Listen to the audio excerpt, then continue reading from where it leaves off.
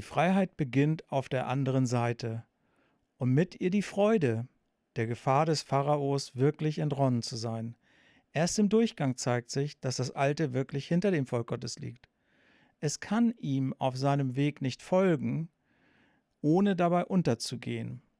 Die Befreiung war verheißen, der Aufbruch war nötig, und nun wird die Freiheit erfahrbar, die sich durch den Weg durchs Meer erschließt. Noch ist nicht alles erfüllt, aber das Volk Gottes steht jetzt auf neuem Boden, dem Boden der Freiheit, jenseits des Meeres. Hier darf es Gott loben und sich freuen. Wir erkennen daran, der Weg ins weite Land führt uns in einen neuen Raum, den Raum der von Gott geschenkten Freiheit, für den wir ihm danken können.